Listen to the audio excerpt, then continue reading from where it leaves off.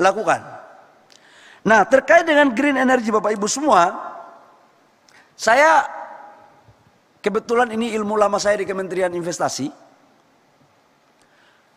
Salah satu sektor yang sukses dalam melakukan hilirisasi ini adalah sektor mineral batubara.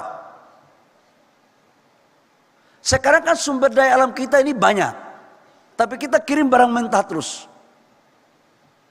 Bahkan dunia yang mempunyai industri sudah candu terhadap bahan-bahan baku dari negara kita. Yang repotnya adalah kita tidak sadar bahwa kita ini sudah dicanduin oleh luar. Dan maunya kita adalah duduk termenung dan seperti orang bagaikan pungu merindukan bulan. Nah, Bapak Ibu semua, saya mau berikan data tentang bagaimana untuk menuju pertumbuhan ekonomi tambah 2% atau tambah 3%. Kami dari waktu saya di Kementerian Investasi, saya membuat peta jalan tentang hilirisasi. Saya mengambil contoh ketika nikel. Saya mengambil contoh nikel.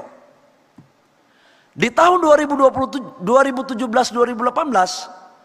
ekspor nikel kita itu hanya 3,3 miliar US dollar. Nikel. Ini masuk di Minerba ini. Tadi itu kan di Dirjen, tadi itu Dirjen Migas, sekarang Dirjen Minerba, Pak Enggar. Aduh, Pak Enggar ini memang ini sedang menguji saya apakah saya paham betul atau tidak terhadap ruang lingkup pekerjaan di SDM ini. Jadi saya akan memaparkan dari semua apa yang menjadi target-target dari dirjen-dirjen ini. Sekarang saya masuk ke bagian Dirjen Minerba. Nikel kita Bapak Ibu semua, ekspor kita itu di tahun 2017-2018 3,3 miliar US dollar. Kemudian kita menyetop ekspor ore nikel. Kita menyetop. Apa yang terjadi? Ekspor kita sekarang di 2023 itu sudah mencapai 34 miliar US dollar. Dan kita memberikan target untuk ekspor kita di 2024 kurang lebih sekitar hampir 40 miliar US dollar. Dan untuk komoditas daripada turunan hilirisasi nikel, kita sudah menjadi terbesar di pasar dunia. Ini sekarang yang terjadi. Nah, tapi bukan nggak ada setannya ya Bapak Ibu semua. Ini setannya banyak sekali. Jadi waktu kami menyetop ekspor ore nikel di saat saya masih Menteri Investasi, ini rayuannya di mana-mana paling banyak. Kita bawa ke WTO, kita dibawa oleh Uni Eropa ke WTO. Kita dirayu. Saya cek kenapa mereka ini merayu kita sedemikian rupa. Ternyata Bapak Ibu semua, nikel ini sekarang sudah masuk dalam kategori critical mineral.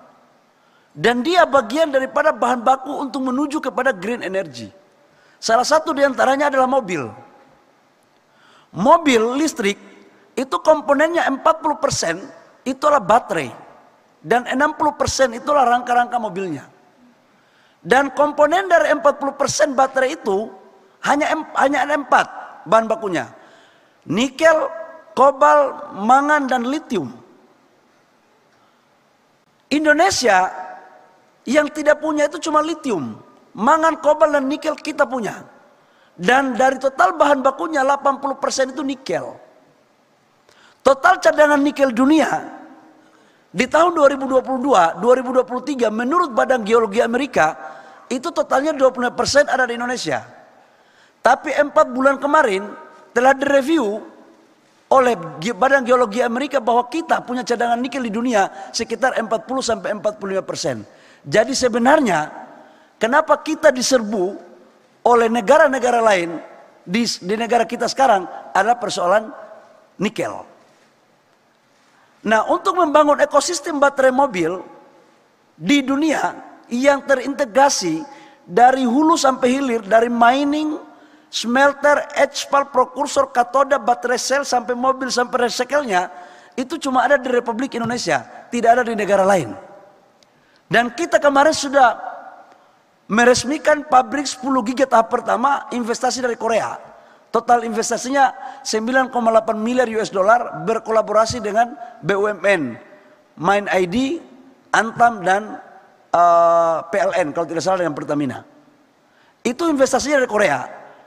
Itu LG itu adalah pabrik baterai terbesar nomor 2 di dunia. Yang pabrik pertama nomor terbesar di dunia adalah CATL.